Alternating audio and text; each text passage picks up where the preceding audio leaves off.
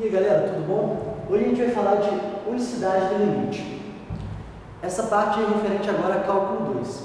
No cálculo 1, a parte que eu diria que é semelhante a esse tópico seria a parte de limites laterais, onde a gente viu que quando existia uma função f de x e x se aproximava de um certo valor, seja pela esquerda ou pela direita, para que meu limite existisse, o limite da minha função f de x, com x se aproximando pela direita e pela esquerda, tinha que ser o mesmo.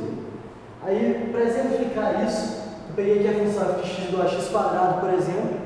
Eu quero saber o limite da minha função f de x quando x tende a 3. Para que esse limite exista, eu tenho que ter que o limite da minha função quando x tende a 3 pela direita seja igual ao limite da minha função quando x tende a 3 pela esquerda. Aqui no caso, essa função sendo contínua, a gente sabe que o limite dela é x quadrado, aí, 3 quadrado igual a 9. Mas aí que está. No caso do cálculo 1, era mais fácil de calcular, porque as duas únicas possibilidades, os dois únicos caminhos que eu tinha para fazer x tender a 3 era pela esquerda ou pela direita. Agora, no caso de cálculo 2, em que minha função pode depender de mais de uma variável, surgem novos caminhos para me aproximar de um certo ponto.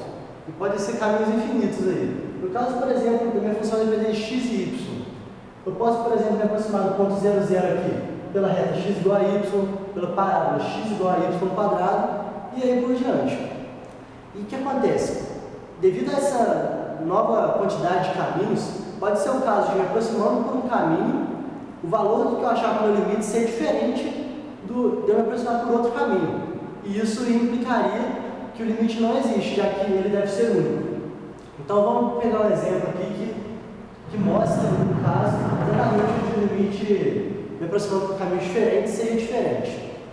Eu peguei minha função f de xy sendo igual a x vezes y quadrado dividido por x quadrado mais y à quarta. Então vamos lá. Eu vou primeiro calcular o limite me aproximando do ponto 0, 0, quando o meu x se aproximando pela reta x igual a y. Então o limite da minha função f de x quando x tende a 0, 0 vai ser igual ao limite de, no caso aqui, se x igual a y, isso aqui vai ser y ao cubo dividido por y ao quadrado mais y à quarta. Como que os dois são iguais, os dois estão tendendo a zero, eu posso colocar aqui então que y tende a zero. Isso aqui vai ser igual ao limite de y tendendo a zero da seguinte função. Vou dividir aqui por y ao quadrado em cima e embaixo, daqui no denominador e numerador. Vai ficar y sobre 1 mais y quadrado. Calculando esse limite, a gente vê aqui que esse valor, quando y tende a 0, tende a 1, e esse aqui tende a 0. Então vai ficar 0 sobre 1, esse limite vai ser quanto 0. Beleza. O limite dessa função, quando eu me aproximo do ponto 0, 0 a partir dessa reta, é igual a 0. Agora eu vou calcular o limite dessa função me aproximando pela parábola x igual a y ao quadrado.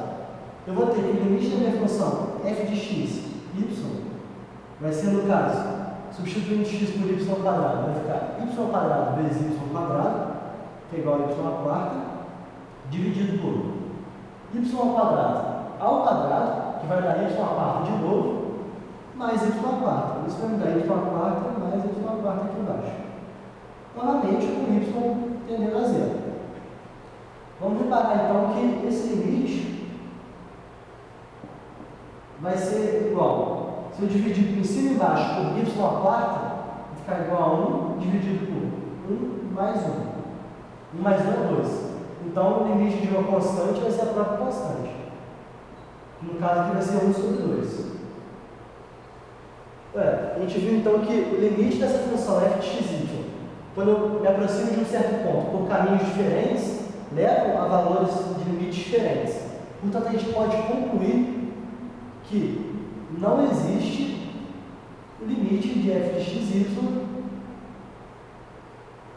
quando xy tende a 0, no ponto 0, 0, devido ao teorema da unicidade do limite, que como ele deve ser único, ele não pode assumir dois valores diferentes tomando caminhos diferentes.